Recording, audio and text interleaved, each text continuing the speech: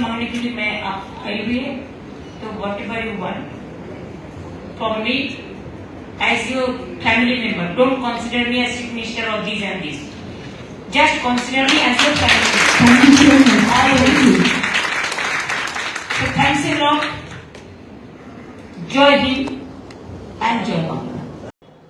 ঠেলায় না পড়লে বিড়াল গাছে ওঠে না। তিনি রাজ্যের প্রচার বন্ধ করে দিয়েছেন, এখন কেবলমাত্র ভবানীপুর। 125 তো হবেই আজকে। মালদা থেকে আলিপুর দুয়ার সাপ সাপ সাপ।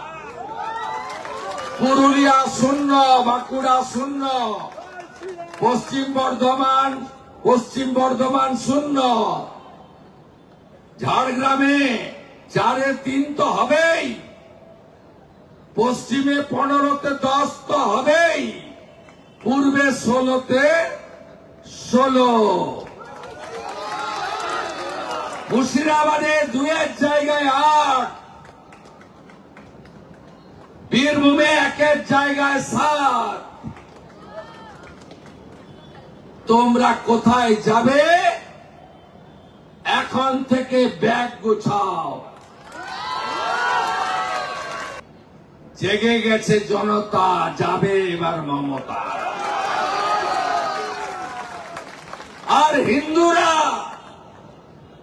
যে কনসলিডেশন হয়েছে আজকের ভোটে, সবাই বলছে এ লড়াই বাঁচার লড়াই, কে প্রার্থী জানি না,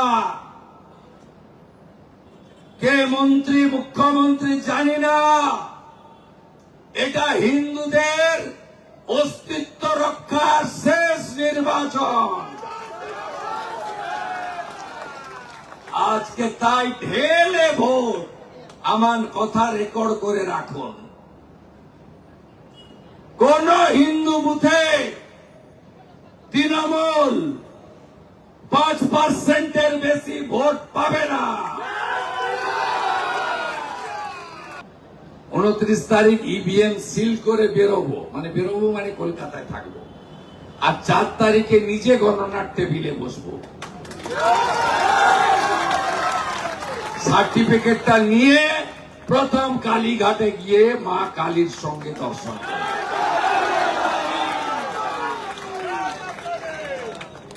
আপনাকে ছোটাবো, আপনি বুঝতে পারবেন আপনার প্রতিপক্ষটা কে। আপনাদের সবাইকে বলবো, ডরনা মত, ঝুঁকনা মত, বিকনা মত। আপনারা মাথাটা উঁচু রাখুন। কত সনাতনী রাষ্ট্রবাদী এখানে আছে? 1,25,000। মুসলমান কত আছে?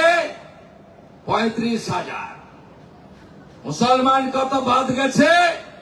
30,000। 92% যদি রাজ্যে পোল হয়, নন্দীগ্রামে যদি আজকে 95% হিন্দু ভোট দিতে পারে, 2 লাখ হিন্দু ছিল, 1,90,000 ভোট দিয়েছে। 66,000 মুসলমান ছিল, 56,000 ভোট দিয়েছে। আপনারা রেডি তো? 1,25,000, 90,000 শুধু ভোট দিতে যান, তাহলেই আমি একে কি করি আপনারা দেখে নেবেন গণনা। ভবানীপুর চাই।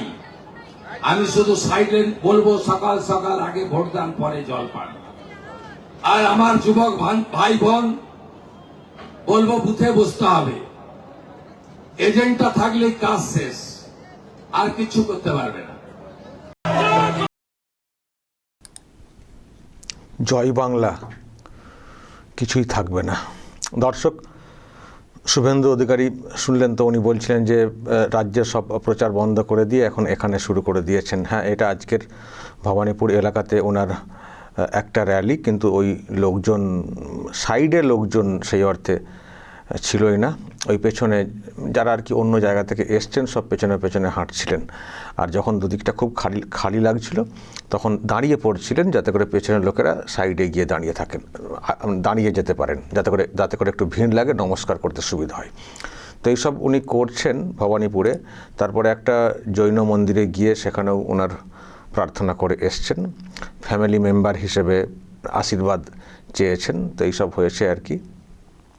বুঝতেই পারছেন নিশ্চয় যে ভোটে খুবই সমস্যা, উনি বুঝে গেছেন জিততে হবে, ফলে বিভিন্ন অংশের লোকেদের কাছে অ্যাপিলটা করতে হবে। তো সেখানে যাচ্ছেন, খুব কষ্ট করছেন, সত্যি খুব চিন্তায় পড়ে গেছেন। আসলে লড়াইটা কঠিন হয়ে গেছে, কারণ শুভেন্দু অধিকারী যেহেতু ওনার বিরুদ্ধে লড়ছেন, এখানেও পিছু ছাড়ছেন না শুভেন্দু অধিকারী।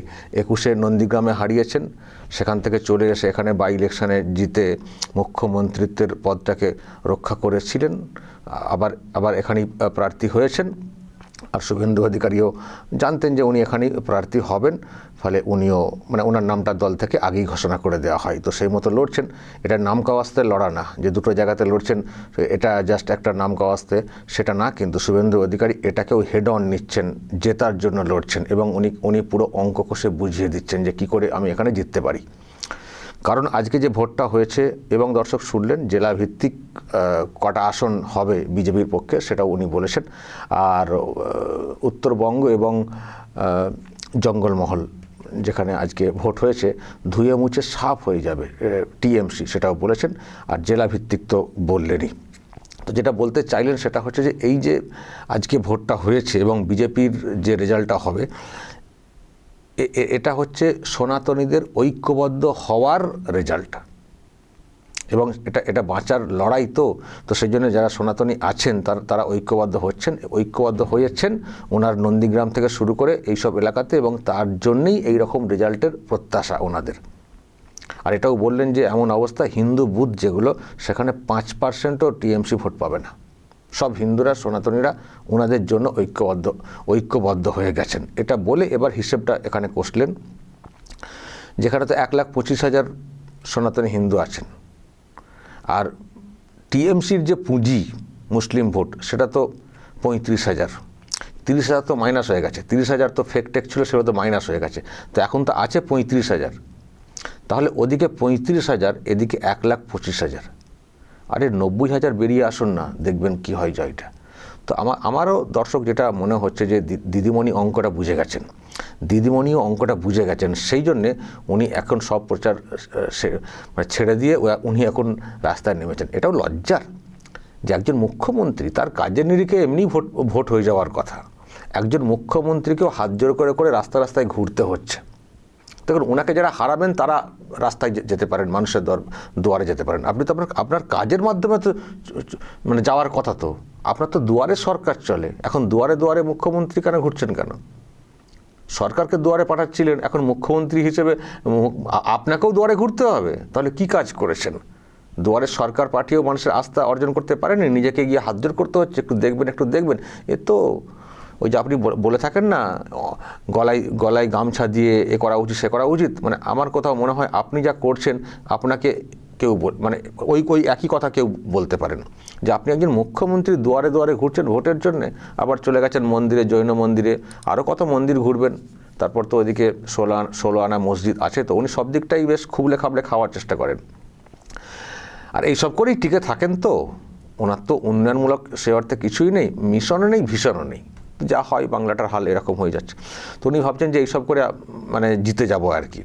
এবার যারা এখানে আছেন তারা সব বুঝতে পারছেন যে উনি কী করে সরকারটা চালান, তারাও এবার তাদের মতো করে সবকটা শেখানোর চেষ্টা করছেন। আর এদিকে শুভেন্দু অধিকারীরা তারাও এই অংশটাকে ঐক্যবদ্ধ করার চেষ্টা করেছেন, সনাতনীদেরকে ঐক্যবদ্ধ করার চেষ্টা করেছেন নানান সব বিষয়কে ব্যাখ্যা দিয়ে। তো ঐক্যবদ্ধ হয়েছে, তো অনেকটাই তো হয়ে গেছে। তো সেই জায়গা থেকেই তো ওনাদের এই প্রত্যাশা যে আমরা এত আসনে জিতবো। আর ওই একই ফর্মুলা যদি এখানেও হয়, ভবানীপুরে, এখানেও ওনার জয়টা নিশ্চিত। আর উনি যে অঙ্কটা দেখাচ্ছেন, সত্যিই কিন্তু এখানে জয়টা অনেকটাই সহজই তো আছে। কারণ 1,25,000 ভোটার, অন্যান্য বারের মতো নিশ্চয়ই এবার আর ওই ভোট দিতে যাব না এরকম ভাববেন না। বেশিরভাগ লোকই ভোট দিতে নামবেন, যেহেতু এসআরটা হয়েছে। আর আজকে যা ভোটের যা ট্রেন্ড দেখেছেন, যেভাবে ভোট পড়েছে, আমি তো দেখছিলাম 95%, 96% ভোট পড়েছে বিভিন্ন বিধানসভা কেন্দ্রে। কীরকম ভোট! সুতরাং যে আর তাছাড়া অনেক ভুয়ো ভোট সব ছিল তো সেগুলো সব বাদ পড়ে গেছে। তো এবার যে এসআইআরের পরে যে সংখ্যাটা দাঁড়িয়েছে ভবানীপুরেও, সুতরাং এটা সলিড ভোট। তো যদি একটা বড় অংশ ভোট দিতে নামে এবং নামার কথা এবার, ফলে কেন ওখানে মমতা ব্যানার্জি হারবেন না, কেন শুভেন্দু অধিকারী জিততে পারবেন না? জিততে পারবেন, খুব সহজেই জিততে পারবেন। সেই জন্যই উনি বেশ লড়াকু মানসিকতা প্রকাশ করছেন, শুধু বলছেন যারা এজেন্ট আছেন তাদেরকে বসতে হবে, বসলেই বাকিটা দেখে নেব, একটু বসতে হবে, বসে দেখতে হবে।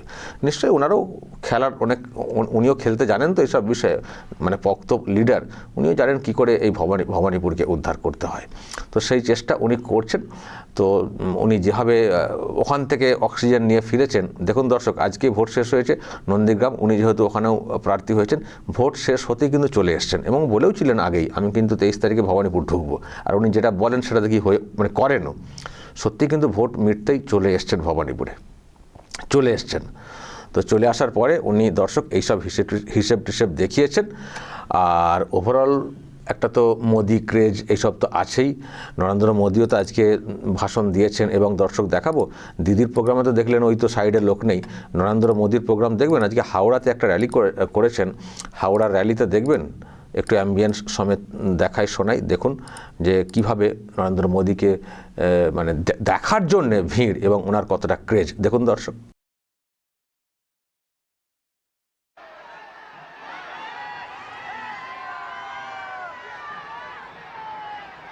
और हावड़ा से ये तस्वीरें देख रहे हैं, भारी संख्या में लोग उनकी एक झलक के लिए इस वक्त सड़कों पर आ चुके हैं।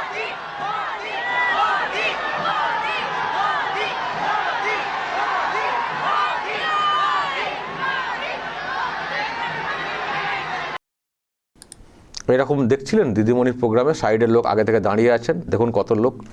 ফলে মোদির একটা ক্রেজ আছে, শুভেন্দু অধিকারীরাও তাদের মতো করে ভোটটাকে একদিকে টানার চেষ্টা করছেন।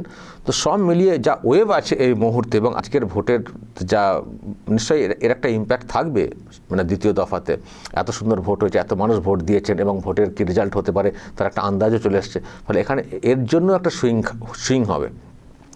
তো ফলে ভবানীপুর জেতাটা খুব কঠিন না শুভেন্দু অধিকারীর কাছে, খুব কঠিন না। আর দিদিমণিও বুঝতে পারছেন যে তার জেতাটা কঠিন, সেই জন্যে ওই মানে বাড়ি বাড়ি দুয়ারে দুয়ারে ঘুরছেন, মানে কতটা ভয় পেয়েছেন উনি, কতটা ভয় পেয়েছেন। ওনার তো আমও যাবে ছালাও যাবে, উনিও হারবেন, সরকারটাও তো ভোগে যাবে। শুধু এই কটা দিন আছে, 4 তারিখে পরিষ্কার হয়ে যাবে। দর্শক বলবেন শুভেন্দু অধিকারী যে প্রত্যাশা করছেন এবং নরেন্দ্র মোদী যে র্যালি আজকে হয়েছে ভিড়, এটাও নিয়ে বলবেন। আর দিদিমণির যা সব হাল হকিকত দেখছেন, সাইডে লোক নেই, পেছনে কিছু লোক নিয়ে এসে গাড়ি ভর্তি করে নিয়ে এসে র্যালি করা হাত জোর করে, আর এখানে সেখানে ঢুকে পড়া। তো কি মনে হচ্ছে দর্শক, ভবানীপুরে কী রেজাল্ট হবে? শুভেন্দু অধিকারী তো অঙ্ক কষে দিলেন, এবং এবার আপনারা কি বলবেন? আজকের ভোটের উনি একটা ব্যাখ্যা দিয়েছেন এবং ভবানীপুরের অঙ্কটা কষেছেন। সব মিলিয়ে দর্শক আপনাদের মতামত আমিও দেখতে চাই। আপনারা কি ভাবছেন অবশ্যই বলবেন কমেন্ট বক্সে। নজর রাখবেন আরামবাগ টিভিতে।